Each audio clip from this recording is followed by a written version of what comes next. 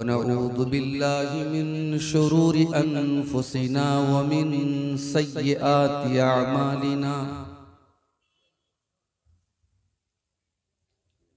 من يهده الله فلا مضل له ومن يضلل فلا هادي له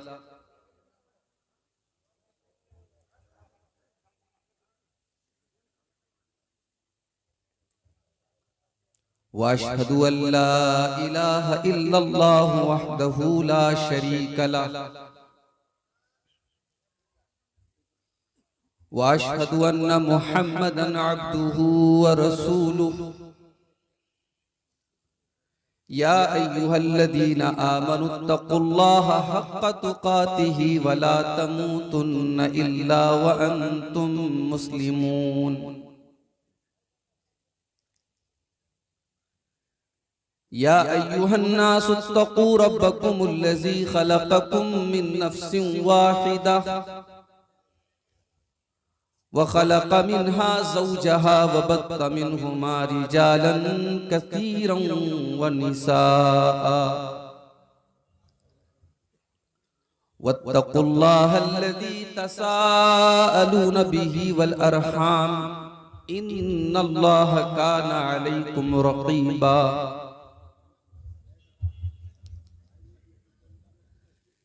يا أيها الذين آمنوا اتقوا الله وقولوا قولا سديدا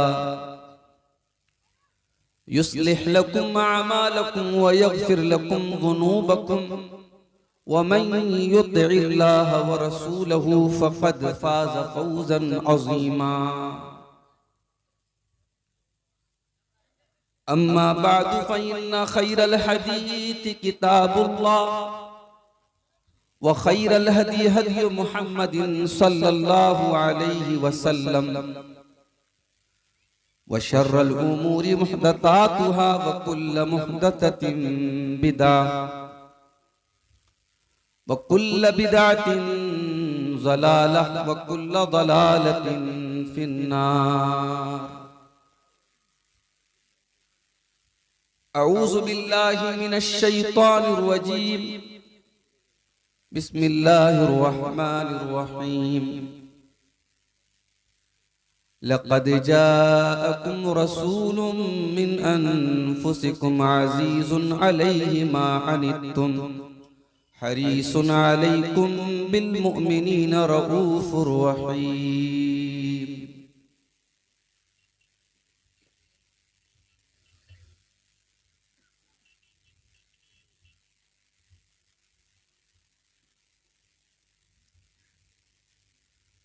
सलाम उस पर के जिसने बेकसों की दस्तगीरी की, सलाम उस पर के जिसने बादशाही में फकीरी की, सलाम उस पर के असरारे मोहब्बत जिसने सिखलाए, सलाम उस पर के जिसने जख्म खाकर फूल बरसाए, सलाम उस पर के जिसने खून के प्यासों को क़बाएं दी,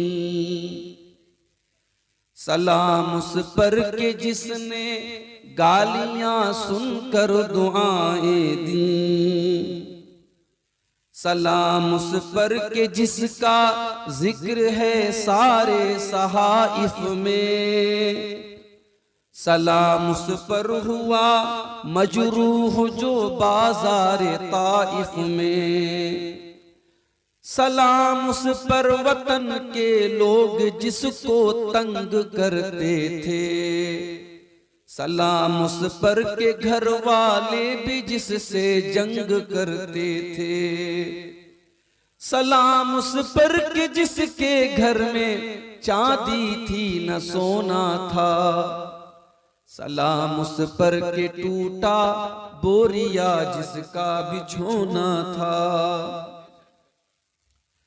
सलाम उस पर जो सच्चाई की खातिर दुख उठाता था, सलाम उस पर जो भूखा रह के औरों को खिलाता था, सलाम उस पर जो उम्मत के लिए रातों को रोता था, सलाम उस पर जो फर्शे खाक पर जाड़े में सोता था, सलाम उस पर जो दुनिया के लिए रहमत ही रहमत है, सलाम उस पर के जिसकी जात फख्रे आदमियत है, सलाम उस पर के जिसने झोलियां भर दी फकीरों की, सलाम उस पर के मशकें खोल दी जिसने असीरों की, सलाम उस पर के जिसकी चांद तारों ने गवाही दी, सलाम उस पर के जिसकी संग पारों ने गवाही दी, सलाम उस पर के जिसने जिंदगी का राज समझाया, सलाम उस पर के जो खुद बद्र के मैदान में आया, सलाम उस पर के जिसका नाम लेकर उसके शहदाई उलट देते हैं तख्ते कैसरियत औजदाराई, सलाम उस पर के जिसके नाम लेवा हर जमाने में बढ़ा देते हैं टुकड़ा सरफरोशी के फसाने में, सलाम उस जात पर जिसके परेशान हाल दीवाने सुना सकते हैं अब भी खालिदो हैदर के अफसाने, सलाम उस पर के जिसकी बज़्म में किस्मत नहीं सोती, दरूद उस पर के जिसके जिक्र से सैरी नहीं होती, दरूद उस पर के जिसके तज़करे हैं पाक बाजों में, दरूद उस पर के जिसका नाम लेते हैं नमाजों में, दरूद उस पर जिसे शम्ए शबिस्ताने अज़ल कहिए, दरूद उस ज़ात पर फ़ख्रे बनी आदम जिसे कहिए, दरूद उस पर सलाम उस पर, सलाम उस पर दरूद उस पर। अल्लाहुम्मा सल्लि व सल्लिम व बारिक अलैहि। सदर मुहतरम, नाज़िब इजलास, मोहतरम बुजुर्गों, नौजवान साथियों, माओ और बहनों, प्यारे बच्चों, आज का ये प्रोग्राम काफी पहले इस प्रोग्राम की तारीख मुतय्यन हुई थी और इसहाक भाई जो इस प्रोग्राम के जिम्मेदार हैं, उन्होंने 1 साल पहले ही से मुझसे ये वादा लिया था कि मुझे आज के इस प्रोग्राम में आना है, मगर हम सब जानते हैं कब किसके साथ क्या हालात हो जाएं कोई नहीं जानता। और मेरी अपनी सिचुएशन ये है, कल रात में मैं गुजरात के वापी में एक प्रोग्राम में था, वहां से ट्रेन पकड़ करके मुंबई आया, सुबह मुंबई की फ्लाइट से बनारस, बनारस से सीधे मदरसे, मदरसे के बाद चूंकि आज के इस प्रोग्राम में आना था और बनारस मुगल सराय से सिर्फ एक ही ट्रेन थी इस रूट की, ब्रह्मपुत्रा एक्सप्रेस, उस ट्रेन को पकड़ने के लिए मैं बाइक से अपने मदरसे से स्टेशन के लिए निकला। 5 मिनट की देर हो गई और ट्रेन मेरी आंखों के सामने से निकली। उसके बाद कोई ऑप्शन नहीं था, कोई फ्लाइट वगैरह भी नहीं थी और मैं स्टेशन ही पर बैठा था। फिर ये तय हुआ कि अब एक ही रास्ता है कि वहां से मैं 4 व्हीलर के जरिए, कार के जरिए आऊं। गूगल पर मैंने चेक किया 650 किलोमीटर का सफर और गूगल के मुताबिक 12 से 13 घंटे लग सकते थे। मैंने अल्लाह का नाम लेकर के, चूंकि मुसलसल सफर में था, रात में भी 1-2 घंटा ट्रेन में जो सोया हूँ और उसके बाद फिर ये सफर करना था। अल्लाह की तौफीक से मुसलसल 12 घंटे सफर करने के बाद तकरीबन 2 बजे आपके सोनाकोड़ के इलाके में पहुंचा और ये अल्लाह का करम है, उसकी तौफीक है और आप हजरात की मोहब्बत है कि इतनी रात के बावजूद आप हजरात मुंतजिर हैं और बैठे हुए हैं, हमारी माएँ बहनें भी बहुत सारी बैठी हैं। अल्लाह ताला आप सबकी, हम सबकी हाजिरी को कबूल फरमाए। और जो बातें मुझसे पहले मुकर्रिरीन ने बयान की और जो बातें मैं बयान करने जा रहा हूँ, इनमें जो बातें सही हों, जो कुरान और सुन्नत के मुताबिक हों, अल्लाह ताला उन बातों को हम सबको उस पर अमल करने की तौफीक अता फरमाए, आमीन। मेरे भाइयों, हम और आप बड़े खुशनसीब हैं। अल्लाह ताला ने हम पर बहुत बड़ा करम और एहसान ये किया कि उसने हमें और आपको अपने बेशुमार नबियों में अपने आखिरी नबी का उम्मती बनाया। हमें और आपको अल्लाह ताला ने मजहब इस्लाम का पैरोकार बनाया। दुनिया में आज लाखों मत हैं, संप्रदाय हैं, मजहब हैं, धर्म हैं, उनकी अपनी अपनी उपासना और पूजा की पद्धति है, तरीके हैं, मगर अल्लाह ताला ने हमें और आपको इस्लाम से नवाजा। हमें और आपको अल्लाह ताला ने तौहीद से नवाजा। ये अल्लाह की सबसे बड़ी नेमत है। और यही वजह है कि कुरान मजीद में अल्लाह तबारक व तआला ने किसी और चीज के ऊपर एहसान नहीं जताया। किसी और चीज का नाम लेकर के अल्लाह ने ये नहीं कहा कि मैंने ये चीज तुमको दे करके तुम पर एहसान किया। लेकिन अल्लाह ताला ने जब अपने आखिरी नबी जनाब मुहम्मद रसूलुल्लाह सल्लल्लाहु अलैहि वसल्लम को इस धरती पर भेजा, तो अल्लाह ताला ने इसको अपना बहुत बड़ा एहसान करार दिया। कुरान सूरह आले इमरान में अल्लाह ने फरमाया, लक़द मन्नल्लाहु अलल मुमिनीना इज़ बअथ फ़ीहिम रसूलन मिन अनफुसिहिम यतलू अलैहिम आयातिही व युज़क्कीहिम व युअल्लिमुहुमुल किताब वल हिकमा। ऐ ईमान वालों, अल्लाह ताला का बहुत बड़ा एहसान है तुम्हारे ऊपर, बहुत बड़ा करम है तुम्हारे ऊपर। उसने अपने आखिरी नबी को तुम्हारे अंदर भेजा, रसूलन मिन अनफुसिहिम, और ऐसा रसूल भेजा जो तुम ही में से है। तुम खाना खाते हो, मेरा नबी भी खाना खाता है। तुम बीमार होते हो, मेरा नबी भी बीमार होता है। तुम्हें दुनिया की जरूरतें लायक होती हैं, मेरे नबी को भी दुनिया की जरूरतें लायक होती हैं। हमने ऐसा नबी भेजा जो तुम ही में से है, ताकि तुम्हारे लिए वो नबी आइडियल बन सके, आदर्श बन सके, नमूना बन सके। यतलू अलैहिम आयातिही, और उस नबी का बहुत बड़ा एहसान ये कि वो कुरान की आयतों को पढ़ पढ़ के तुमको सुनाते हैं। अल्लाह ने अगर सिर्फ कुरान को उतारा होता, कुरान को तुम पर तो लेते, मगर कुरान को समझने के लिए प्रैक्टिकल जरूरत थी। अल्लाह ने अपने नबी को प्रैक्टिकल करने के लिए, कुरान को समझाने के लिए अपने नबी को भेजा। वो नबी कुरान की थ्योरी भी पढ़ाते थे, वो कुरान को पढ़ पढ़ के सुनाया भी करते थे और कुरान पर अमल करके भी दिखाया करते थे। वयुज़क्कीहिम, और वो नबी तुम्हें पवित्र करने के लिए, तुम्हें पाक करने के लिए, तुम्हें साफ करने के लिए आया था। तुम्हारे अंदर बहुत सारी गंदगियां थी। तुम शराब पिया करते थे, तुम ज़िना किया करते थे, तुम मुर्दार खाया करते थे, तुम गैरुल्लाह के आगे सर झुकाया करते थे, तुम अपनी सौतेली मां से शादी तक कर लिया करते थे, अपनी बेटियों को कत्ल कर दिया करते थे, अपनी औरतों पर जुल्म किया करते थे, तुम जुआ खेला करते थे, तुम हराम खाया करते थे। वयुज़क्कीहिम, उस नबी ने आकर के तुमको पवित्र कर दिया, तुम्हें पाक कर दिया, तुम्हें तमाम गंदगियों से निकाला। वयुअल्लिमुहुमुल किताब वल हिकमा, और उस नबी का तीसरा काम ये है, वो नबी तुम्हारे लिए टीचर बन करके आए, तुम्हें तालीम देने के लिए आए। वो कुरान के टीचर बन करके आए, वो हदीस के टीचर बन करके आए।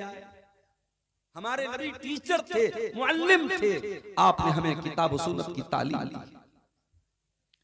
ये अलग बात है।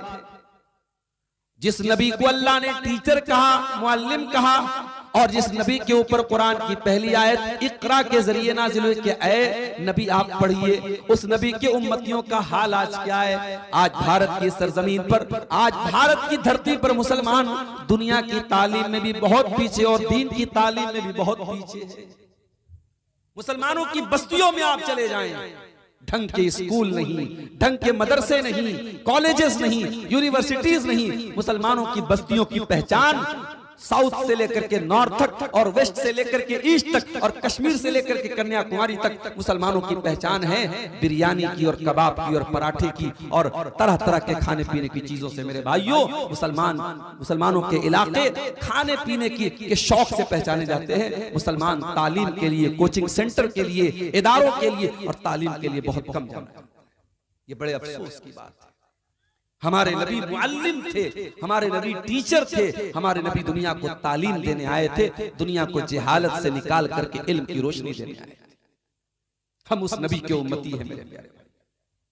उस नबी का मकाम ये है, उस नबी की अजमत ये है कि अल्लाह तबारक व तआला ने जितने नबियों को दुनिया में भेजा, हर नबी से अल्लाह ताला ने एग्रीमेंट लिया, हर नबी से अल्लाह ताला ने वादा करवाया कि अगर मेरा आखिरी नबी तुम्हारी जिंदगी में आएगा तो तुम मेरे आखिरी नबी को फॉलो करोगे, मेरे आखिरी नबी पर ईमान लाओगे, मेरे आखिरी नबी का सपोर्ट करोगे। इसकी दलील क्या है? अल्लाह सूरह आल इमरान में फरमाता है, व इज़ा ख़ज़ल्लाहु मीसाक़न नबिय्यीना लमा आतैतुकुम मिन किताबिन व हिकमा।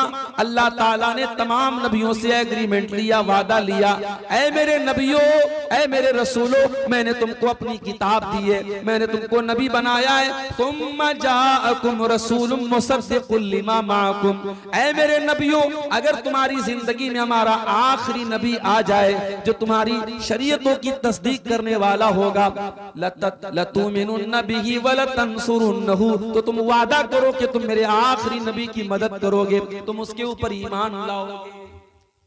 काला अक़ररतुम व अख़ज़्तुम अला ज़ालिकुम इसरी।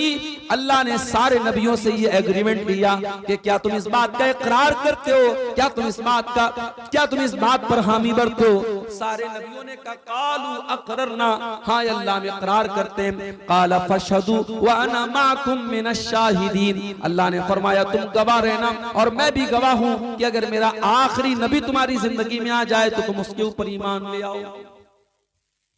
ये हमारे नबी का मकाम है मेरे। अगर हमारे नबी की जिंदगी में अगर कोई दूसरा नबी भी आ जाता, अगर किसी दूसरे नबी की जिंदगी में अगर अल्लाह के आखिरी नबी आ जाते तो उस नबी को भी हमारे नबी की पैरवी करना पड़ता। ये मकाम है मेरे नबी का। आज लोग अपने बुजुर्गों की बात पर, अपने पीरों की बात पर, अपने इमामों की बात पर, अपने बड़ों की बात पर अल्लाह के रसूल की बात को ठुकरा देते हैं। मेरे भाइयों, ऐसे लोगों को अपने ईमान की खैर मालूम है। नबी की बात जहां आ जाए, नबी का फरमान जहां आ जाए, वहां फिर अपना दिमाग, अपनी अक्ल, अपनी मंतिक, अपनी लॉजिक मत लगाओ मेरे।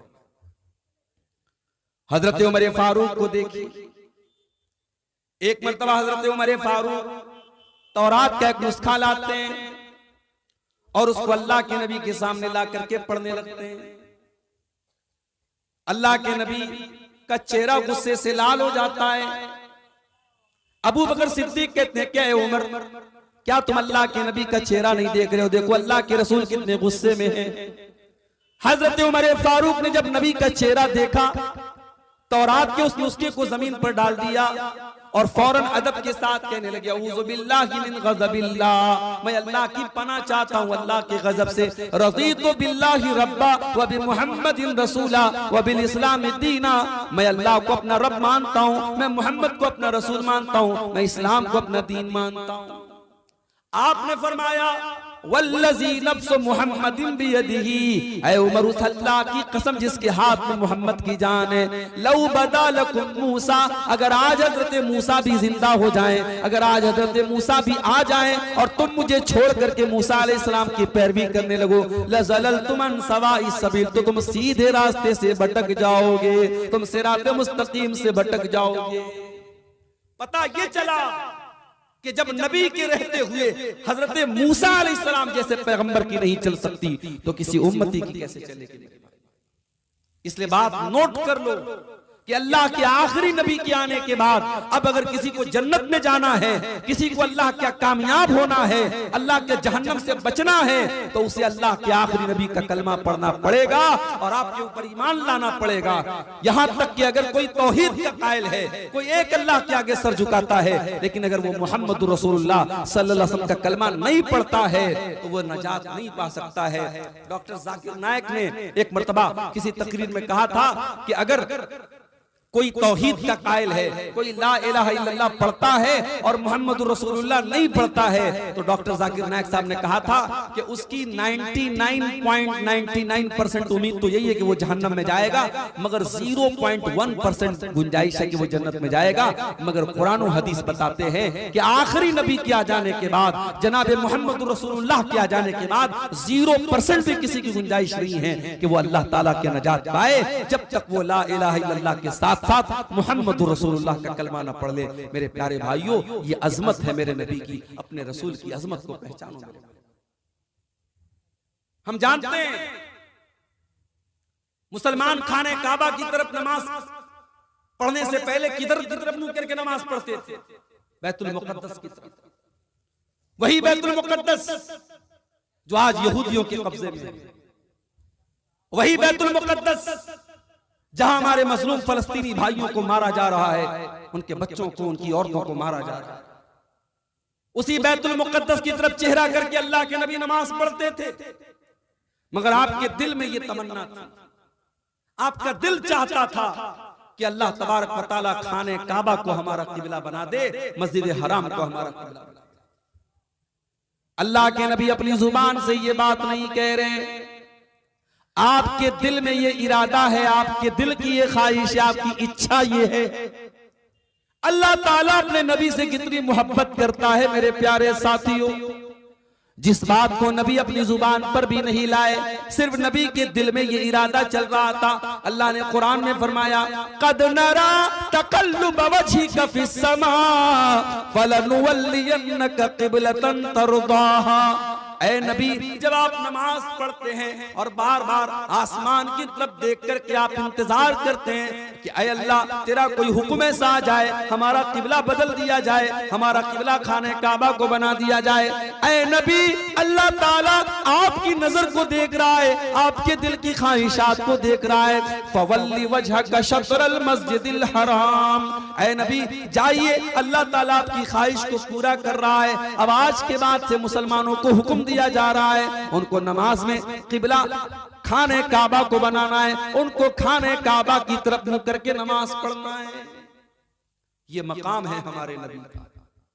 हमारे नबी के दिल की जो ख्वाहिश थी, अल्लाह ताला ने उस ख्वाहिश को पूरा कर दिया मेरे प्यारे। पूरा कुरान आप उठाइए, अल्लाह ने मूसा अलैहिस्सलाम का नाम लिया, कहा या मूसा। ईसा अलैहिस्सलाम को पुकारा, कहा या ईसा। दाऊद अलैहिस्सलाम को पुकारा, कहा या दाऊद। लेकिन पूरे कुरान में कहीं पर आपको या मोहम्मद नहीं मिलेगा। अल्लाह ने अपने आखिरी नबी को जब भी पुकारा, या अय्युहन नबी कहा, या अय्युहर रसूल कहा, या अय्युहल मुद्दस्सिर कहा, या अय्युहल मुज़म्मिल कहा। ये अजमत है उस आखिरी नबी की, ये मकाम है उस आखिरी नबी का। उस नबी का मकाम तो यह है मेरे प्यारे भाइयों, जब अल्लाह के नबी मेराज के सफर पे जाते हैं, बैतुल मुकद्दस में आप पहुंचते हैं, आप फरमाते हैं राइतुनी फी जमाअतिन मिनल अंबिया। मैंने देखा कि वहां बहुत सारे अंबिया की जमात मौजूद है। आदम अलैहिस्सलाम मौजूद है, इब्राहिम अलैहिस्सलाम मौजूद है, नूह अलैहिस्सलाम मौजूद है, इसहाक अलैहिस्सलाम मौजूद है। वहां बहुत सारे नबियों की जमात को मैंने देखा। फहानत सलाह, इतने में वहां नमाज का टाइम हो गया। सारे नबियों ने कहा आज हमारा इमाम अगर कोई है तो जनाब मोहम्मद रसूलुल्लाह सल्लल्लाहु अलैहि वसल्लम। सारे नबियों ने अल्लाह के नबी को इमामत के लिए आगे बढ़ाया। फअममतुहुम, और अल्लाह के नबी ने उन सारे नबियों को नमाज पढ़ाई। ये है हमारे नबी की, नबियों की इमामत आपने कराई है। आप नबियों के इमाम हैं, इमामुल अंबिया हैं, इमाम कायनात है मेरे प्यारे साथियों। हमारे नबी की शान ये है कि आप अल्लाह के आखिरी नबी हैं, आपके बाद अब दुनिया में जो भी नबी बनने का दावा करेगा वो मक्कार माना जाएगा, वो दज्जाल माना जाएगा, वो झूठा माना जाएगा। अल्लाह के नबी के बाद अब कोई नबी नहीं आ सकता। मा काना मुहम्मदुन अबा अहदिन मिर रिजालिकुम वलाकिन रसूलुल्लाहि व खातमन नबिय्यीन। मोहम्मद तुम में से किसी मर्द के बाप नहीं है। क्या मतलब? अल्लाह के नबी के जितने लड़के पैदा हुए, जितने बेटे पैदा हुए, सब बचपन में इंतकाल कर गए। कोई लड़का आपका जवान नहीं हुआ, कोई बेटा आपका जवान नहीं हुआ। हाँ, एक बच्चे को आपने पाला था, कोई उसका नाम बता सकता है? एक बच्चे को आपने पाला था, उनका नाम था ज़ैद बिन हारिसा रज़ी अल्लाह ताला। उनकी आपने परवरिश की थी। और उस जमाने में दस्तूर ये था कि अगर कोई किसी बच्चे को पाल लेता था तो वो उसके सगे बाप, उसका सगा बाप माना जाता था और वल्दियत में उसी का नाम लिया जाता था। जब हजरत ज़ैद जवान हुए तो लोग उनको ज़ैद बिन मोहम्मद कहने लगे, अल्लाह के नबी का बेटा कहने लगे। हजरत ज़ैद की शादी होती है हजरत ज़ैनब के साथ, मियां बीवी में बन नहीं पाती है, तलाक हो जाती है। जब वो अपनी बीवी को तलाक दे देते हैं, अल्लाह ताला हुक्म देता अपने आखिरी नबी को कि ऐ नबी अब आप ज़ैनब से शादी कर लें। बड़े गौर से सुनना, उस जमाने के दस्तूर के मुताबिक हजरत ज़ैद अल्लाह के नबी के बेटे की हैसियत रखते थे और उनकी बीवी अल्लाह के रसूल की बहू की हैसियत रखती थी। और अल्लाह ने हुक्म दे दिया कि ऐ मेरे नबी, आपको हम हुक्म दे रहे हैं आप ज़ैनब के साथ शादी कर लें। अल्लाह के नबी भी डर गए। आपको भी लगा कि लोग क्या कहेंगे कि मैंने बहू के साथ शादी कर ली। अल्लाह ने फरमाया व तख्शन्नासा वल्लाहु अहक्कु अन तख्शा। ऐ नबी, जब हमने हुक्म दे दिया तो लोगों से डरने की जरूरत नहीं है, अल्लाह से डरो। ऐ नबी, हमारा हुक्म है, आपको किसी की परवाह करने की जरूरत नहीं है, आप ज़ैनब से निकाह कर लें। और दुनिया ने यह मंजर देखा, अल्लाह के नबी ने ज़ैनब रज़ी अल्लाह ताला अन्हा से निकाह किया। यहूदियों ने, मुनाफिकों ने बदतमीजी करना शुरू कर दिया। कहा कि साहबियों ने अपनी बहू से निकाह कर लिया, अपने बेटे की मुतल्लका से निकाह कर लिया। अब अल्लाह ताला अपने नबी का डिफेंस कर रहा है। पता ये चला कि अगर कभी तुम्हारे नबी पर कोई कीचड़ उछाले, तुम्हारे नबी पर कोई एतराज करे, तुम्हारे नबी को कोई बुरा भला कहे, तो अपने नबी का डिफेंस किया करो। ये अल्लाह की सुन्नत है, ये अल्लाह का तरीका है कि नबी का डिफेंस किया जाए, नबी के कैरेक्टर को वाज़ेह किया जाए। अल्लाह ने फरमाया मा काना मुहम्मदुन अबा अहदिन मिर रिजालिकुम। मोहम्मद सल्लल्लाहु अलैहि वसल्लम किसी मर्द के बाप नहीं है, उनकी औलाद में कोई तो मर्द नहीं है। बच्चे जो पैदा हुए सब बचपन में इंतकाल कर गए। जब उनकी औलाद में कोई मर्द नहीं तो उनकी बहू कहां से आ गई? गौर करो अल्लाह ने रस्म को कैसे तोड़ा है। अभी मेरे पास एक पर्चा आया, मौलवी साहब हमारे इलाके में शादी ब्याह में डीजे बजाया जाता है। हम तो बड़े फख्र से बनारस में कहते हैं, यूपी में कहते हैं कि साहब हम पाकुड़ की और साहिबगंज के इलाके में जाते हैं, हमारा सीना चौड़ा हो जाता है, हमारा दिल बाग बाग हो जाता है। पूरी पूरी बस्ती अहले हदीसों की बस्ती है, पूरी पूरी बस्ती कुरान और हदीस पर चलने वालों की बस्ती है। लेकिन क्या अब हम जाके ये भी बताएं कि साहब उन बस्तियों में मुहर्रम भी मनाया जाता है, वहां ताजिया भी उठाया जाता है, वहां शादी ब्याह में डीजे भी बजाया जाता है, वहां के नौजवान शराब के नशे में धुत रहते हैं। क्या ये बात भी हम बयान करें और ये बात भी बताएं मेरे प्यारे साथी? शर्म आनी चाहिए। जिन रस्मों को मेरे नबी ने तोड़ा है आज हम उनको फिर से जिंदा कर रहे हैं। शादी ब्याह के मौके पर दौरे जाहिलियत में नाच गाना होता था, लोग शराब पी के मस्त हो जाते थे। इस्लाम ने आकर के निकाह को इबादत बना दिया। निकाह के मौके पर खुतबे निकाह होता है, अल्लाह की तारीफ होती है, अल्लाह का नाम लिया जाता है। उसके बाद मौलवी साहब, काजी साहब लड़के से कहते हैं कि आपका निकाह मैंने फला लड़की के साथ कर दिया, क्या आपको कबूल है, क्या आपने कबूल किया? लड़का कहता हाँ मैंने कबूल। इस्लाम ने तो निकाह को इबादत बना दिया, निकाह को बरकत की चीज बना दिया, और हम डीजे बजा करके और अपने घर की औरतों को नचा करके और उनसे गाना उनके मुंह से निकलवा करके हम उस निकाह को की बरकत को खत्म कर रहे हैं। मेरे भाई, शर्म आनी चाहिए हमें। और मेरे नबी रस्म को तोड़ने के लिए आए थे। उस जमाने की बहुत बड़ी रस्म थी कि अगर कोई किसी बच्चे को अपना बेटा बना लेता था, मुंह बोला बेटा कह लेता था, उसको एडॉप्ट कर लेता था, उसकी परवरिश कर लेता था, उसका सगा बेटा माना जाता था। अल्लाह ने ये रस्म तोड़ी और अपने नबी से कहा कि आप ज़ैनब से निकाह करिए। अल्लाह ने फरमाया मोहम्मद किसी मर्द के बाप नहीं है। उस पर एक और सवाल किया गया कि सारे मुसलमानों को तो 4 शादियों की इजाजत थी, लेकिन अल्लाह के रसूल के निकाह में ऑलरेडी 4 बीवियां थी और हजरत ज़ैनब 5वीं बीवी थी। एक एतराज ये भी किया गया, सारे मुसलमान तो 4 शादियां ही कर सकते हैं, ये अल्लाह के नबी 5वीं शादी क्यों कर रहे हैं? फरमाया वलाकिर रसूल अल्लाह,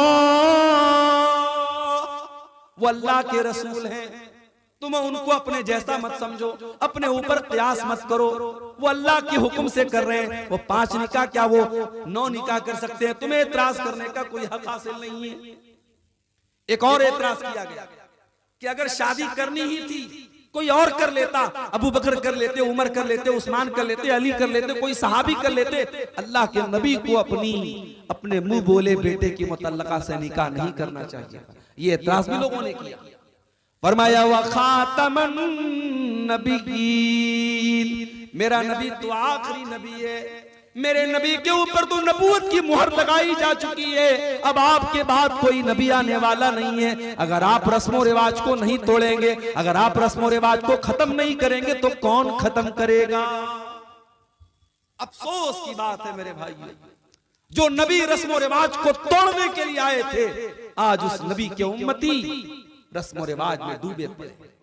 जहेज की गंदगी आज आपके इस अहले हदीस समाज में और आपके इस अंसारी समाज में पाई जाती है। बाकायदा डिमांड होती है, लड़की वालों से बाकायदा डिमांड होती है। लड़की ससुराल आती है, कदम कदम पे ताने दिए जाते हैं, तू क्या लेके आई, तेरे बाप ने क्या दिया तुझे? सास ताना देती है, ससुर ताना देता है। ये हमारे समाज का ये हाल है मेरे प्यारे भाइयों। आज यही वजह है कि आज बेटियां बोझ बन गई। आज बेटियां क्यों माँ के पेट में क्यों मारी जा रही हैं? क्यों हॉस्पिटलों के डस्टबिन में बच्चियां पाई जा रही हैं? क्यों भारत में हर मिनट में एक बच्ची कत्ल हो रही है? अगर आप उसके रीजन पर गौर करेंगे, उसके असबाब पर गौर करेंगे, बहुत बड़ी वजह ये जहेज नाम का नासूर है। एक लड़की जब पैदा होती है, बाप की पेशानी पर बल आ जाता है, माँ की पेशानी पर चिंता की लकीरें आ जाती है। क्यों?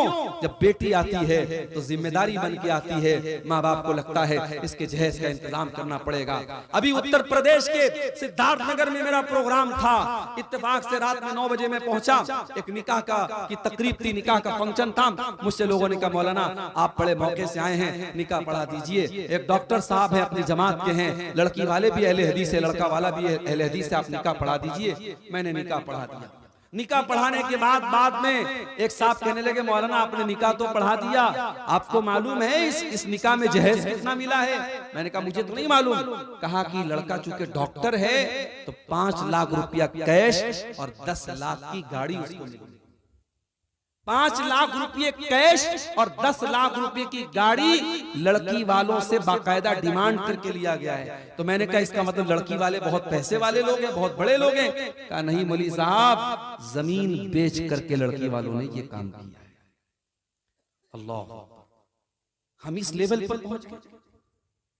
एक लड़की का बाप अपनी लड़की की शादी करने के लिए अपना घर बेचे, अपनी जमीन बेचे, अपनी किडनी बेचे, अपना जिस्म बेचे और उसके बाद वो लड़की की शादी करे। मेरे प्यारे साथियों, अल्लाह की कसम ये मेरे नबी का तरीका नहीं है, ये मेरे नबी को उसवा नहीं है। मेरे नबी ने बेटियों को बोझ नहीं बनाया है, मेरे नबी ने तो बेटियों को रहमत बनाया था। मेरे नबी ने तो बेटियों को रहमत बताया था। मेरे नबी ने जो तरीका बताया है उस तरीके में कभी लड़की के बाप को किसी के दरवाजे पे जाके भीख मांगने की जरूरत जरूरत नहीं है, किसी बैंक से लोन लेने की जरूरत नहीं है। इस्लाम ने तो लड़की के बाप पर किसी भी तरीके की दावत भी नहीं रखी है। दावत भी देगा तो लड़के का बाप देगा, वलीमा का इंतजाम लड़के वाला करेगा। लेकिन आज अफसोस की बात यह है, हम अहले हदीस भी हैं साहब, हम बड़े पक्के मुसलमान भी हैं, हम जो है बहुत अपने आप को दीनदार भी कह रहे हैं, और ये सारी गंदगियां आज हमारे अंदर हैं। मेरे प्यारे साथियों, उस नबी का कलमा पढ़ते वक्त हमें सोचना चाहिए, उस नबी से अपना नाम जोड़ते वक्त हम सोचना चाहिए कि वो नबी कैसे थे और हम कैसे। मेरे उस नबी की अजमत जानते हो? अल्लाह ने फरमाया, लक़द जाअकुम रसूलुम मिन अनफुसिकुम अज़ीज़ुन अलैहि मा अनित्तुम। ऐ मुसलमानों, तुम अल्लाह का शुक्रिया अदा करो, अल्लाह ने तुमको इतना प्यारा रसूल दिया, इतना प्यारा रसूल दिया। अजीजुन अलैहि मा अनित्तुम, जब तुम्हें तकलीफ पहुंचती है मेरे नबी को बुरा लगता है, तुम्हारी तकलीफ मेरे नबी के दिल को चोट पहुंचाती है, तुम तकलीफ में पड़ते हो और दर्द मेरे नबी को होता है। अजीजुन अलैहि मा अनित्तुम हरीसुन अलैकुम, और वो नबी तुम्हें हर तरीके से फायदा पहुंचाना चाहते हैं। हमारे नबी का मिशन एक था मेरे भाई, लोगों का कैसे फायदा हो जाए, लोगों का कैसे भला हो जाए, लोग कैसे जहन्नम की आग से बच जाए, यही मिशन था मेरे नबी का। ताइफ में पत्थर क्यों खाया? आपके ऊपर नमाज की हालत में आपका गला दबाने की कोशिश की गई, आपकी गर्दन पर गंदगी लाके डाली गई, आपको शायर कहा गया, आपको पागल कहा गया, आपको जादूगर कहा गया, आपको मक्का से निकलने पर मजबूर किया गया, आपसे जंग लड़ी गई, जंग ओहद में आपके दांत तोड़े गए, आपका चेहरा लहूलुहान हो गया, आप जख्मी हो गए, आपको जहर दिया गया। ये सारी तकलीफें मेरे नबी ने किस लिए बर्दाश्त की? मेरे भाई, क्या नौजुबिल्लाह मेरे नबी को शोहरत चाहिए थी? मेरे नबी को दुनिया की दौलत चाहिए थी? मेरे नबी को दुनिया में नाम कमाना था? नहीं, मेरे नबी का एक ही मिशन था, फलअल्लका बाक़िउन नफ्सका अला आसारिहिम इल्लम युमिनू बिहाज़ल हदीथ असफा। ऐ नबी, आपको तो बस एक बात की चिंता है, एक बात की फिक्र है, लोग कैसे ईमान ले आए। ऐ नबी, इस चिंता में, इस फिक्र में कहीं आप अपने आप को खत्म न कर लें, कहीं आप अपने आप को हलाल न कर लें। नबी का तो एक ही मिशन था मेरे भाई, नबी लोगों को जहन्नम की आग से बचाने के लिए आए थे। और इसीलिए अल्लाह के नबी फरमाते हैं, बुखारी और मुस्लिम की रिवायत है, ओ लोगो, मेरी मिसाल और तुम्हारी मिसाल ऐसी है जैसे कोई इंसान आग जलाता है, और जैसे ही आग जलाता है, फजाल हाज़िहिल फिराशु वद्दवाबु यकान फीहा, ये पतंगे और ये परवाने उस आग में जाने लगते हैं। उन पतंगों को, उन परवानों को वो हटाने की कोशिश करता है, मगर वो बार बार उस आग में जाते हैं। अल्लाह के नबी फरमाते हैं, अना आखिज़ुन बिहुजज़िकुम मानिन्नार व अंतुम तक़तहिमून फीहा। ऐ मेरी उम्मत के लोगों, मैं तो तुम्हारी कमर पकड़ पकड़ के तुमको जहन्नम की आग से बचाने के लिए आया हूं, लेकिन तुम बार बार जहन्नम की आग में चल जा रहे हो, चलते चले जा रहे हो। वो नबी हमें जहन्नम से बचाने के लिए आए। मेराज का वाकया याद कीजिए, अल्लाह ताला ने आपको 50 टाइम की नमाज दी, आप वापस आए, मूसा अलैहिस्सलाम से मुलाकात हुई, उन्होंने पूछा कि क्या मिला? कहा 50 टाइम की नमाज मिली। कहा मोहम्मद सल्लल्लाहु अलैहि वसल्लम, आपकी उम्मत 50 टाइम की नमाज नहीं पढ़ पाएगी, मैंने बनी इस्राइल को बहुत आजमाया है, बहुत तजर्बा किया है, आप जाइए और अपने रब से कम करवाइए। अल्लाह के नबी वापस जाते हैं और 50 में से 10 कम करवा करके 40 करवाते हैं। वापस आते हैं, हजरत मूसा कहते हैं ये भी ज्यादा, इसमें भी कम कराओ। 40 से 30 करवाते हैं, 30 से 20 करवाते हैं, 20 से 10 करवाते हैं और 10 से 5 करवाते हैं। अल्लाह के प्यारे नबी को खुद अगर पढ़ना होता, आप तो 50 नमाजें पढ़ लेते मेरे भाई, लेकिन आप बार बार अपने रब से जा रहे हैं और कमी करवा रहे हैं। किसके लिए? हमारे लिए और आपके लिए, अपनी उम्मत की आसानी के लिए। मगर हम इतने बड़े बेईमान हैं, हम इतने बड़े मक्कार हैं, हम इतने बड़े खुदगर्ज हैं, वो 5 टाइम की नमाज भी आज हमसे पढ़ी नहीं जाती। 5 टाइम की नमाज भी हम पढ़ने को तैयार। हमारा नौजवान बेचारा रात को 2-2 बजे तक मोबाइल में लगा है, सुबह फजर की अजान हो रही है, अस्सलातु खैरुम मिनन नौम की आवाज उसके कानों तक पहुंच रही है, मगर शैतान उसके कान में पेशाब कर चुका है, उसका कान शैतान का मूत्रालय बन चुका है, उसके कान में शैतान मूत चुका है, पेशाब कर चुका है, उसको सुला चुका है। अस्सलातु खैरुम मिनन नौम की आवाज आ रही है, मगर वो फजर की नमाज में उठने को तैयार नहीं। ये बहुत बड़ा बिजनेसमैन बन गया है, ये बहुत बड़ा व्यापारी बन गया है। अजान हो रही है, मुअज्जिन कह रहा है हय्या अलस सलाह, आ जाओ नमाज की तरफ, हय्या अलल फलाह, आ जाओ कामयाबी की तरफ। मगर ये अपनी दुकान पर बैठा है, ये अपने कारोबार में लगा है, ये अपने बिजनेस में लगा है। इसका कारोबार नमाज से बड़ा हो गया, इसकी तिजारत कारोबार, इसका कारोबार नमाज से बड़ा हो गया। मेरे प्यारे भाइयों, अल्लाह कुरान में कहता है रिजालुल ला तुलहीहिम तिजारतुन वला बैउन अन जिक्रिल्लाह। मेरे असली बंदे तो वो हैं, मेरे हकीकी बंदे तो वो हैं, मेरे मोमिन बंदे तो वो हैं कि अल्लाह के जिक्र से और नमाज से उनका कारोबार उनको कभी नहीं रोकता है। जब नमाज का टाइम होता है वो फौरन जा करके नमाज पढ़ते हैं। और ऐसा वो क्यों करते हैं? फरमाया यखाफूना यौमन ततक़ल्लबु फीहिल क़ुलूब वल अबसार। उनके दिल में कयामत के दिन का डर है, उनके दिल में डर है कि कयामत के दिन अल्लाह को क्या हिसाब देंगे। इसलिए जितना बड़ा भी कारोबार हो, नमाज का टाइम होता है वो जल्दी से जाके नमाज पढ़ते हैं। आज हमारा हाल क्या है? नबी से मोहब्बत का दावा बहुत करते हैं, नबी के नाम पे जान देने की बात करते हैं, और 5 टाइम की नमाज भी हम पढ़ने को तैयार नहीं है। जो नमाज नबी की आंखों की ठंडक थी और जो 50 टाइम की मिली थी, और नबी के कहने पर और नबी की सिफारिश पर अल्लाह ताला ने 5 नमाज कर दिया था, उस नमाज को भी हम पढ़ने को तैयार नहीं है। मेरे भाई, अजीजुन अलैहि मा अनित्तुम, ओ लोगो, हमने वो नबी तुमको दिया है जो नबी तुमसे बहुत ज्यादा प्यार करते हैं, बहुत ज्यादा प्यार करते हैं। वो नबी रात में उठते हैं, कुरान पढ़ते हैं। हजरत ईसा ने अपनी उम्मत के लिए दुआ मांग ली, इब्राहिम अलैहिस्सलाम ने अपनी उम्मत के लिए दुआ मांग ली। अल्लाह के नबी रात में उठते हैं और रोते हुए कहते हैं अल्लाहुम्मा उम्मती, अल्लाहुम्मा उम्मती। ऐ अल्लाह मेरी उम्मत का क्या होगा, ऐ अल्लाह मेरी उम्मत का क्या होगा। जिब्रील अमीन आते हैं और पूछते कि क्यों रो रहे हैं आप? कहते हैं कि मैं अपनी उम्मत के लिए रो रहा हूं। अल्लाह फरमाता है ऐ जिब्रील जाओ मेरे हबीब से कह दो, मेरे नबी से कह दो, इन्ना सनुर्दीका फी उम्मतिका वला नसूका। ऐ मेरे हबीब, ऐ मेरे नबी, हम आपकी उम्मत के बारे में आपको खुश कर देंगे, आपको परेशान होने की जरूरत नहीं है। सलाम उस पर जो उम्मत के लिए रातों को रोता था, सलाम उस पर जो फर्शे खाक पर जाड़े में सोता था। वो नबी हमारे लिए रोया करते थे। मेरे भाई, मिसवाक बहुत पसंद थी अल्लाह के नबी। आखिरी टाइम भी आप अपने इंतकाल के पहले आपने मिसवाक की थी, और मिसवाक करके आप दुनिया से गए थे। मिसवाक इतनी पसंद थी, मगर आपको अपनी उम्मत की आसानी का इतना ख्याल था। आपने फरमाया लौला अना शुक्का अला उम्मती लामरतुहुम बिस्सिवाक इंद कुल्ली सलाह। अगर मेरी उम्मत को परेशानी न होती, अगर मेरी उम्मत को मुश्किल न होती, मैं हर नमाज के टाइम जरूरी कर देता मिसवाक को। मगर जरूरी कर देता तो दिक्कत आ जाती, परेशानी आ जाती, इसलिए आपने मिसवाक को जरूरी करार नहीं दिया। यह है उस नबी का मकाम और उस नबी की अजमत। मेरे प्यारे साथियों, वो नबी हमारे लिए आसानियां लेकर के आए थे। और आगे बढ़ी दुनिया में तो उस नबी का जो मकाम है वो है ही, कल कयामत के दिन भी उस नबी का एक अलग मकाम होगा, एक अलग शान होगी। आपने फरमाया आना सय्यदु वलदी आदम यौमल क़ियामा, मैं कयामत के दिन तमाम आदम की औलाद का सरदार रहूंगा। व अव्वलु मन यनशक्कु अन्हुल क़ब्रु, और कयामत के दिन सबसे पहले मेरी कब्र फटेगी। व अव्वलु शाफ़िइन, और कयामत के दिन सबसे पहले मैं सिफारिश करूंगा। कोई नबी सिफारिश करने को तैयार नहीं।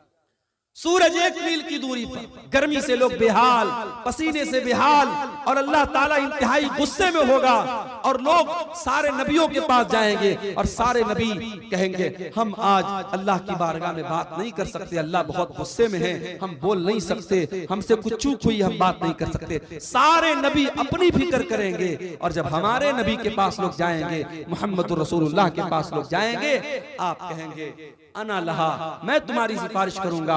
और अल्लाह के आखिरी नबी अल्लाह की बारगाह में ऐसा सजदा करेंगे, वैसा सजदा आज तक किसी ने नहीं किया। अल्लाह की ऐसी तारीफ बयान करेंगे, वैसी तारीफ आज तक किसी ने नहीं की। और उसके बाद अल्लाह आवाज देगा, या मोहम्मद इरफा रासक, ऐ मेरे नबी, ऐ मोहम्मद आप सर उठाइए। सल तोता, आप मांगिए आपको दिया जाएगा। इश्फा तो शफा, आप शफात कीजिए आपकी शफात कबूल। मगर नोट कर लो मेरी बात, कयामत के दिन नबी की सिफारिश और नबी की शफात किसी मुशरिक को नसीब नहीं होगी, किसी बिदअती को नसीब नहीं होगी, किसी लाल काले पीले धागे पर अपना भरोसा करने वाले को, और किसी कब्र पर, और किसी मूर्ति पर, और किसी पेड़ पर सजदा करने वाले को नसीब नहीं होगी।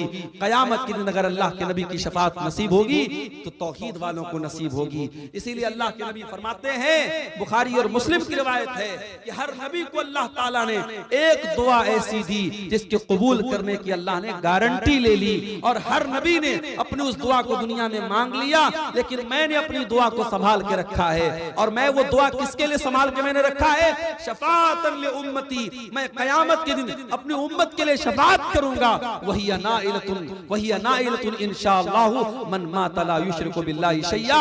और कयामत के दिन मैं उसके लिए सिफारिश करूंगा जो तौहीद पर मरा होगा, जो ला इलाहा इल्लल्लाह पर मरा होगा, जिसका खात्मा तौहीद पर होगा। मेरे प्यारे भाइयों, जिस इंसान की तौहीद सही न हो, जिस इंसान का अकीदा सही ना हो, जो इंसान शिर्क करके दुनिया से जाएगा, उसको कयामत के दिन रसूल की शफाअत भी नसीब नहीं होगी।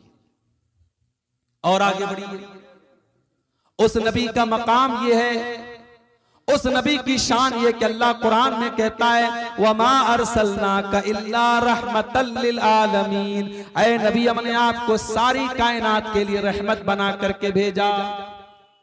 उस नबी की शान ये कि वो दुश्मनों के लिए भी रहमत बन करके आए, अपनों के लिए भी रहमत बन करके आए, मुसलमानों के लिए भी रहमत बन करके आए, गैर मुस्लिमों के लिए भी रहमत बन करके आए। वो नबी जानवरों के लिए भी रहमत बन करके आए। जानवरों को भी तकलीफ पहुंचाने का आपने हुक्म नहीं दिया। एक औरत ने बिल्ली को पकड़ा और बिल्ली को तड़पा तड़पा के भूखा प्यासा रखा, बिल्ली मर गई। अल्लाह के नबी फरमाते हैं वो औरत जहन्नम में जाएगी। उसने एक बिल्ली को, एक बेजुबान जानवर को तड़पा करके मार दिया। और एक वेश्या औरत, एक बच्चलन औरत, उसने कुएं से पानी निकाला और एक प्यासे कुत्ते को जो प्यास से तड़प रहा था, अपने मोजे से पानी निकाल करके कुत्ते को पिलाया। अल्लाह के नबी फरमाते हैं उस वेश्या औरत का ये अमल अल्लाह ताला ने कबूल करके उसकी बख्शिश कर दी। एक कुत्ते को, एक जानवर को पानी पिलाने की वजह से अल्लाह ताला ने उसकी मग़फ़िरत कर दी। जानवरों के लिए भी आप रहमत बनकर। अब कोई यहाँ पे सवाल कर सकता है कि साहब अगर जानवरों के लिए रहमत है इस्लाम और अल्लाह के नबी, तो आपके मजहब में मांसाहार की तालीम क्यों दी गई और आपके मजहब में गोश्त खाने की तालीम क्यों दी गई? तो मेरे भाई, ये भी अल्लाह की रहमत है, ये भी अल्लाह की रहमत है। उसने जिन हलाल जानवरों को हमारे लिए हलाल बनाया है, हमारे खाने के लिए खुराक बनाया है, उन्हीं जानवरों को हम खाते हैं। हम किसी हराम जानवर को नहीं खाते हैं। ये बकरा बकरी है, भेड़ा वगैरह है, ये जितने भी हलाल जानवर हैं, हम उन्हीं जानवरों का गोश्त खाते हैं। और जो हराम जानवर है हम उनको टच नहीं करते हैं। और हलाल भी हम अल्लाह का नाम लेके जब हम ज़बह करते हैं तब हलाल होता है। ऐसा नहीं कोई बकरा अगर मरा पड़ा हो, जंगल में मरा पड़ा हो, हम नहीं खा सकते जब तक अल्लाह का नाम लेकर इस्लामी तरीके से उसको ज़बह न किया गया हो, हम उसको नहीं खा सकते हैं। और जब हम जानवर को ज़बह करते हैं तो मेडिकल साइंस ये कहता है कि जो आज जो झटके से मारते हैं जानवरों को, उसमें जानवर को बहुत तकलीफ होती है। और जो इस्लाम का तरीका है कि उसकी जो रगे, जो इस्लाम ने जो रगे बताई है, और उन रगों को के ऊपर जब छुरी चलाई जाती है तो जानवर की जान जो होती है बहुत आसानी से निकलती है। और इसीलिए अल्लाह के नबी फरमाते हैं जब तुम जानवर को ज़बह करो तो अच्छे तरीके से ज़बह करो, छुरी को तेज कर लो।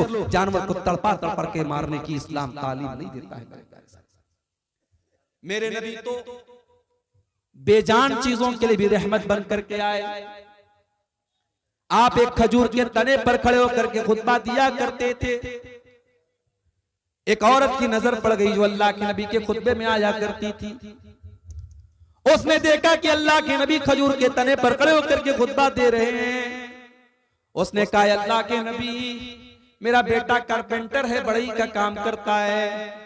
अय अल्लाह के नबी, मैं चाहती हूं कि आपके लिए एक अच्छे से मिंबर का इंतजाम कर दूं ताकि आप उस मिंबर पर खड़े होकर के खुतबा दें। इस लकड़ी के तने पर आप खड़े होकर के खुतबा देते अच्छा नहीं लगता है। आज हमारे यहाँ मौलवी फटे पुराने कपड़े पहनता है तो लोग कहते हैं मौलवी को तो अल्लाह ने बड़ी बरकत दी है। मौलवी साहब जो आपके बच्चों को कुरान आके पढ़ाते हैं, उनके मैले कुचैले कपड़ों को देख करके भी कभी आपको शर्म नहीं आती कि कोई नया कुर्ते का कपड़ा ले जाके दे दे। आम का मौसम आता है, आपके घर में बच्चे आम खा रहे हैं, मौलवी साहब बेचारे 5,000 की तनख्वाह में कैसे कैसे अपना परिवार चला रहे हैं। उनके बच्चे अपने बाप से कहते हैं बाजार मुझे आम दिला दो, वो सब्र करने की तलकीन करते हैं। और दुनिया कहती है मौलवी के पैसे में अल्लाह ने बड़ी बरकत दी है। मेरे प्यारे साथियों, उस मौलवी को आपने अपने दर का जो भिखारी बना के रखा है उसको बरकत का खूबसूरत नाम ना दीजिए। माफ करना मेरे भाइयों, बात कड़वी है मगर बात यही सच है कि हम इन उलमा को खुशहाल देखना नहीं चाहते हैं। अगर मौलवी अच्छा लाइफ स्टाइल इख्तियार कर ले, अच्छा कपड़ा पहनने लगे, मौलवी हलाल तरीके से अगर घर मकान बना ले और सवारी का इंतजाम कर ले तो उस पर भी लोग उंगली उठाते हैं कि मौलवी के पास इतना पैसा कहां से आ गया। ये सोच है हमारी कौम की। ये अपने उलमा को और अपने रहनुमाओं को खुशहाल नहीं देखना चाहती। ये चाहती है ये आकर के हमसे चंदा मांगते रहे, हमारे दर के फकीर और मोहताज बने। लॉकडाउन में हमने देखा कितनी मस्जिदों में इमाम जिनको 8,000 10,000 तनख्वाह दी जाती थी, मदरसों में पढ़ाने वाले टीचर जिनको 8-10 हजार की तनख्वाह दी जाती थी और उस तनख्वाह से उनका घर परिवार चला करता था। लॉकडाउन लग गया, मदरसे वालों ने आंखें फेर ली, मस्जिद की कमेटी ने आंखें फेर ली, मौलवी साहब हमारे फंड में कोई पैसा नहीं है। उन मौलवियों ने कितनी परेशानियों के साथ अपने अय्याम काटे, अपने दिन काटे मेरे भाइयों। लोगों से कर्जे ले लेकर के, लोगों से मदद मांग मांग करके उन्होंने अपना गुजारा किया। और मैं कई ऐसे मौलवियों को जानता हूं, लॉकडाउन के बाद उन्होंने कारोबार शुरू कर दिया, बिजनेस शुरू कर दिया और रो करके कहने लगे मौलवी साहब अब हमें इमामत नहीं करनी है, अब हमें मदरसे में नहीं पढ़ाना है, हमें ये गुलामी की जिंदगी नहीं गुजारनी है, अब हम अपना बिजनेस करेंगे, अपना कारोबार करेंगे, हम आजादी की जिंदगी गुजारेंगे। मेरे प्यारे भाइयों, ये उलमा भी आपकी तरह इंसान होते हैं, इनके बच्चों को भी आपके बच्चों की तरह जरूरतें होती हैं, इनकी बेटियों की भी आपकी बेटियों की तरह जरूरतें होती हैं। मेरे भाइयों, अपने उलमा की जरूरतों का भी ख्याल रखा करो। नहीं रखते हम अपने उलमा की जरूरतों का हम ख्याल नहीं रखते। मस्जिदों में कभी आप जाकर के देखिए इमाम के रहने का कमरा कितना बड़ा होता है। बाज मस्जिदों में मैंने देखा कि सीढ़ी के नीचे जो छोटी सी जगह बनी होती है कोठरी टाइप की, उसमें इमाम को रखते हैं। इमाम बेचारा अगर ढंग से खड़ा हो जाए तो सर उसका छत से लड़ जाए। हमें शर्म नहीं आती? हम अपने बच्चों और अपने परिवार के साथ अपने घर में रहें और इमाम साहब अपने परिवार से दूर आपकी मस्जिद में इमामत कराएं और महीने 2-2 महीने अपने परिवार से दूर रहें। मेरे भाइयों, ये कौन सा इंसाफ है? आपके बच्चे आपके साथ रहें और मौलवी का बेटा अपने बाप के रहने के बावजूद वो बेचारा यतीम बन के जिंदगी गुजारे और मौलवी की बीवी बेवा की जिंदगी गुजारे। अल्लाह के वास्ते अपने उलमा के मसाइल पर भी नजर रखो मेरे भाइयों। आज सरकारी टीचर रिटायर होता है, गवर्नमेंट उसको पेंशन देती है। दुनिया की किसी भी नौकरी में कोई रिटायर होता है, उसको एक बड़ा अमाउंट मिलता है। मौलवी रिटायर होता है, उसके लिए कोई इंतजाम नहीं, कोई पुरसाने हाल नहीं। कितने जमात के बड़े बड़े उलमा हैं जिन्होंने सारी जिंदगी जमात की खिदमत की, उम्मत की खिदमत की, तकरीरें करते रहे, किताबें लिखते रहे, बच्चों को पढ़ाते रहे। जब उस लेवल पर और उस मरहले पर पहुंचे, जब वो बीमार हो गए, जब बूढ़े हो गए, जब कमजोर हो गए, जब नातवा हो गए, उनके दवा इलाज के पैसे नहीं है, तड़प तड़प के और घुट घुट के मर गए। मेरे प्यारे साथियों, ये इंसाफ का तकाजा नहीं है, ये उलमा की मोहब्बत का तकाजा नहीं है। अल्लाह के वास्ते अपने उलमा की जरूरतों का भी ख्याल रखो। औरत ने देखा अल्लाह के नबी लकड़ी के तने पे खुतबा दे रहे हैं, उसको अच्छा नहीं लगा। उसने कहा अल्लाह के नबी, मैं आपके लिए खूबसूरत मिंबर बनवा देती हूँ। अगला जुमा आया और मिंबर बन के तैयार हो गया। अगले जुमा में बेहतरीन मिंबर बन के आ गया और अल्लाह के प्यारे नबी जब खुतबा देने के लिए मिंबर पे चढ़ते हैं तो लकड़ी के तने से रोने की आवाज आने लगती है।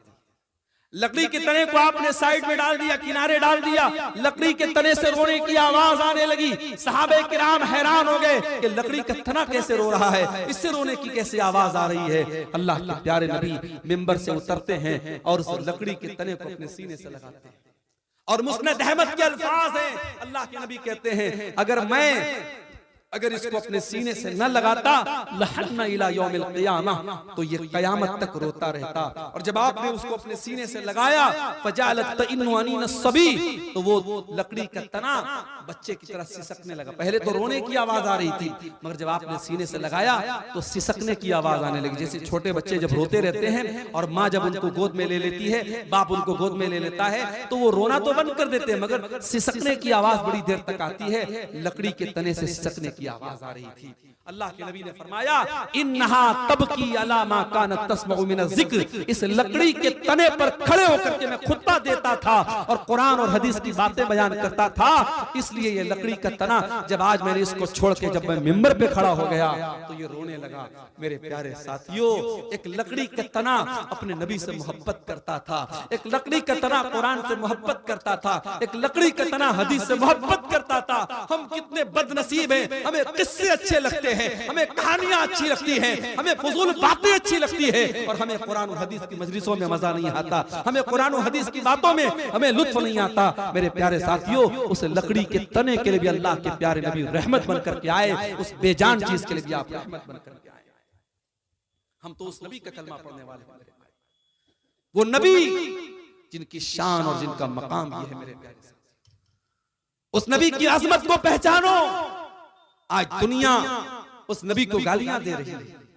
फेसबुक उठाओ, उस नबी के बारे में कितने गंदे गंदे जुमले लोग इस्तेमाल करते हैं, और हमारा नौजवान ये बेचारा नशे में डूबा हुआ है, ये सोशल मीडिया पर लड़कियों से चैटिंग में लगा है, और हमारी कौम की बेटियां ये फेसबुक और इंस्टाग्राम पर अपनी बेपर्दगी और बेहयाई का इजहार कर रही है। अरे तुम्हारे ईमान की गैरत कहां मर गई, तुम्हारे नबी की मोहब्बत कहां मर गई?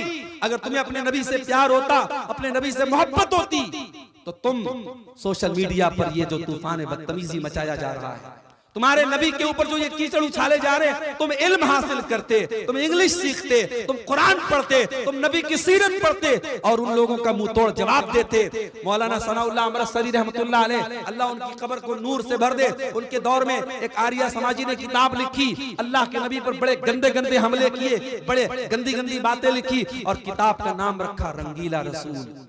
रंगीला रसूल के नाम से किताब लिखी। आज भी इंटरनेट पर वो किताब मौजूद है हिंदी जुबान में, मगर मौलाना सनाउल्लाह अमृतसरी कभी मौका चूकते नहीं थे। इस्लाम पर जब भी कोई हमला होता था और नबी की शान पर जब कोई हमला होता था, मौलाना सनाउल्लाह अमृतसरी फौरन उसका जवाब देते थे। शमशीर बेनियाम थे वो, उन्होंने मुकद्दस रसूल के नाम से किताब लिखी। मेरे प्यारे साथियों, आज कभी अपने दिलों को टटोलो और अपने गरेबानों में झांको कि आज इस्लाम से मोहब्बत का हम नाम लेते हैं, इस्लाम का डिफेंस करने के लिए हम कितने तैयार हैं। मेरे प्यारे साथियों, अगर नबी से मोहब्बत है तो नबी का डिफेंस भी किया करो, नबी का दिफा भी किया करो, नबी की सीरत को दुनिया के सामने बयान भी किया करो।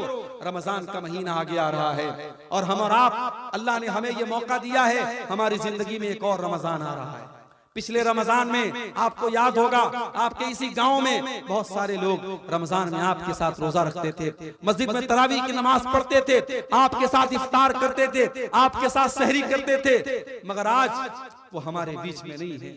अल्लाह को प्यारे हो चुके हैं, इंतकाल हो चुका उनका, अल्लाह के पास चले गए, मगर हम अभी जिंदा हैं, हम और आप जिंदा हैं, और अल्लाह ताला हमें एक और रमजान दे रहा है।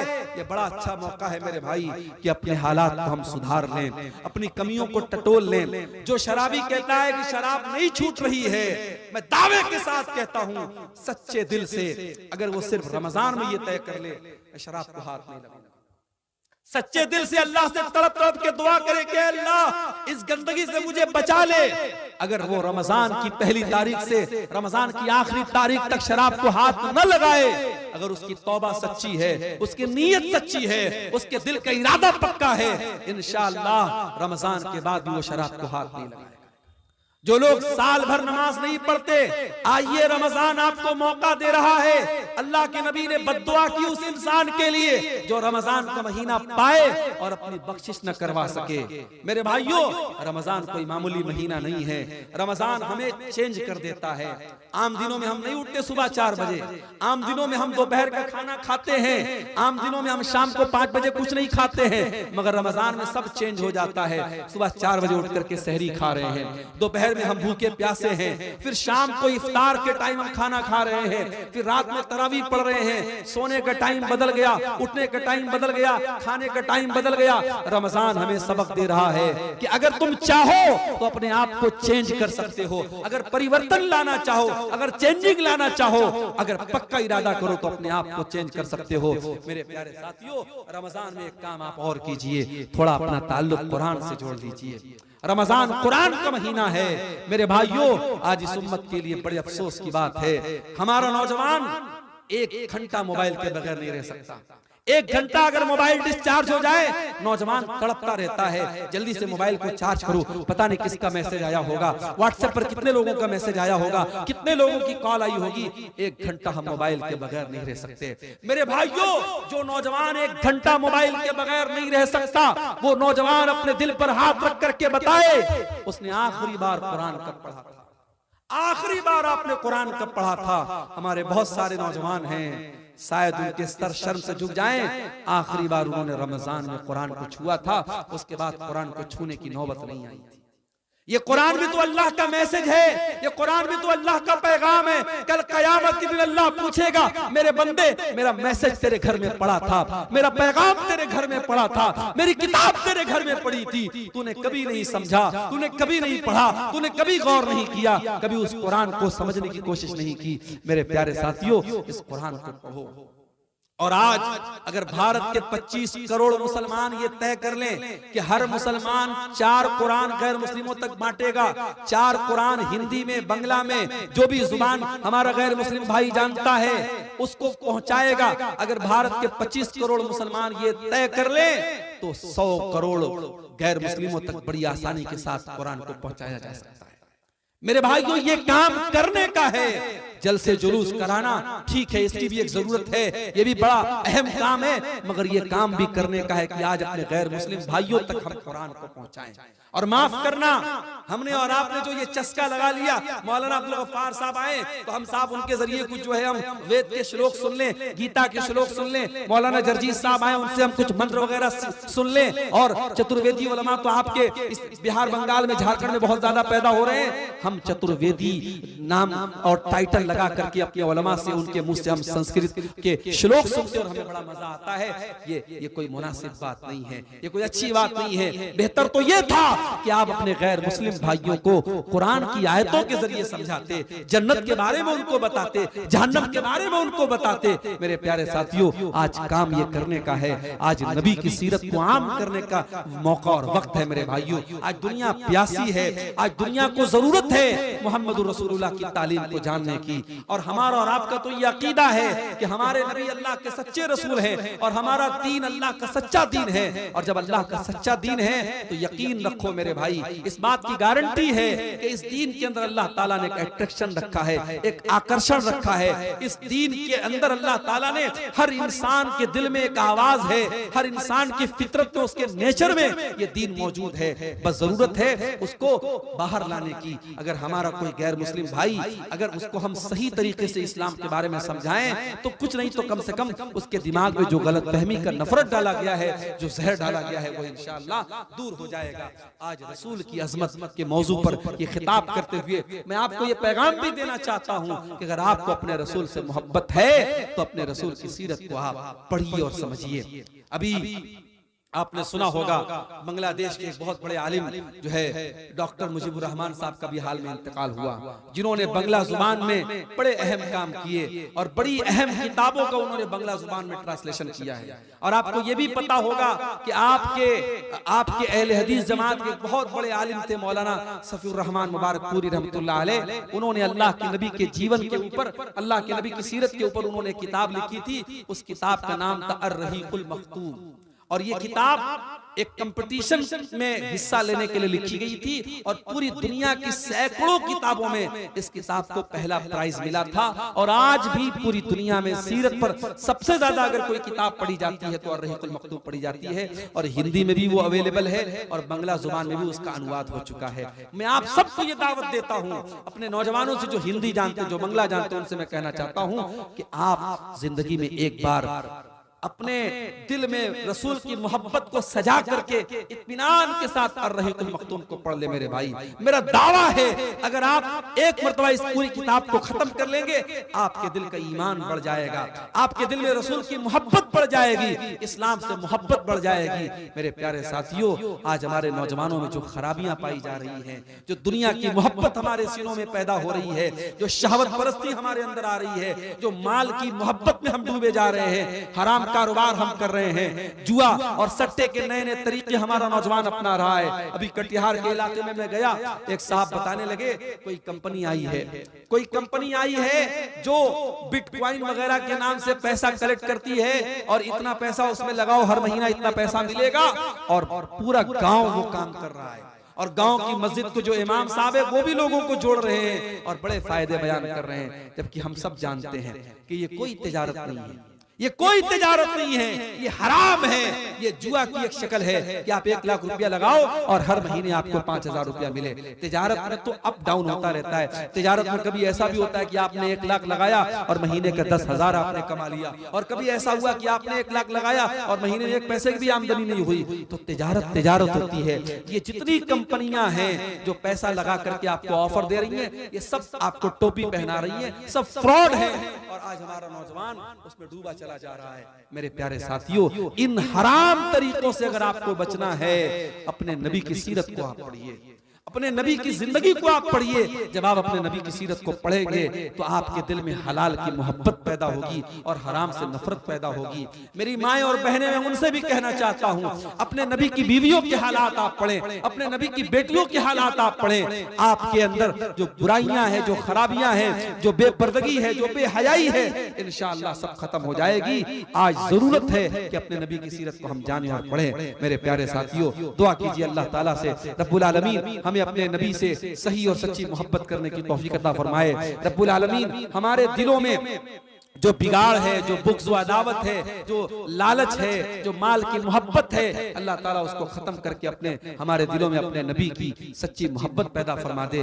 आइंदा आने वाले रमजान के महीने का हक अदा करने की अल्लाह ताला हम सबको तौफीक अता फरमाए। रमजान के महीने के रोजे, तरावी की नमाज, कुरान की तिलावत, दुआ और अज़कार की पाबंदी करने की अल्लाह ताला हम सबको तौफीक अता फरमाए। रब्बुल आलमीन जिस मदरसे के लिए आज का ये प्रोग्राम हुआ है, इस मदरसे को दिन दूनी रात चौगुनी तरक्की अता फरमाए। जो उलमा यहाँ तशरीफ लाए, दूर दराज से सफर करके आए हैं, अल्लाह उन उलमा के आने जाने को कबूल फरमाए। रब्बुल आलमीन हम सबको कहने सुनने से ज्यादा अमल की तौफीक अता फरमाए। आमीन व आखिर दावाना अल्हम्दुलिल्लाहि रब्बिल आलमीन। वस्सलामु अलैकुम व रहमतुल्लाहि व बरकातहू। माशाअल्लाह, जज़ाकल्लाहु खैरन व अहसनल जज़ा।